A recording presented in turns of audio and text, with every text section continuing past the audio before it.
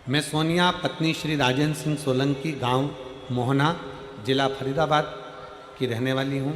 एक लोटे जल का मैं कितना वर्णन करूँ गुरुदेव, उतना ही कम है।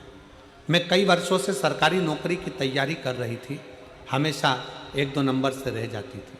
मेरी ननद विजय लक्ष्मी हमेशा मुझसे कहती थी कि तू पशुपतिनाथ के 5 व्रत कर ले और एक बेलपत्र बाबा को चढ़ाना प्रारंभ कर, शिवलिंग को जल चढ़ाना प्रारंभ कर। गुरुदेव,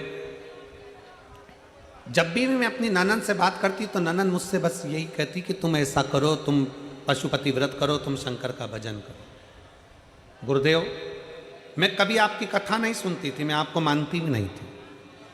30 अप्रैल 2023 को मेरा टीजीटी संस्कृत की परीक्षा हो गई।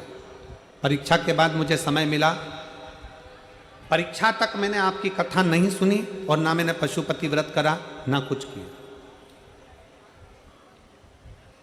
परीक्षा के बाद मैंने पहली बार आपकी कथा जुलाई में अलवर में सुनी और आपने ऑनलाइन पार्थिव पूजन कराया। मैंने आपके परिवार के साथ, अपने परिवार के साथ जैसा बना वैसा बाबा का पूजन करा। गुरुदेव,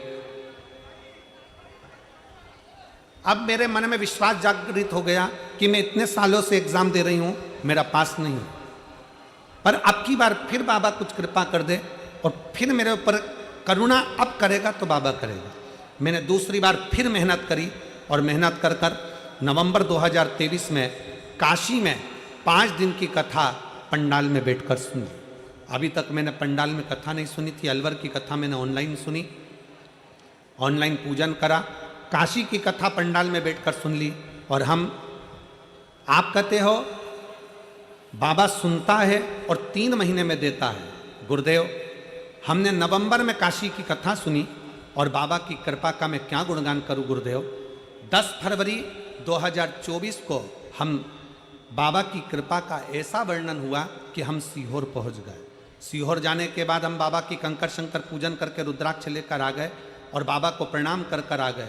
गुरु पूर्णिमा महोत्सव का आनंद लेकर बाबा को नमन कर हमने ऐसी कृपा बाबा ने कर दी। आज मेरा हरियाणा सरकार में टीजीटी संस्कृत की पद पर, अध्यापिका के पद पर सरकारी नौकरी में मुझे मेरे बाबा ने लगा दिया। मैं बाबा को यहाँ प्रणाम करने के लिए आई।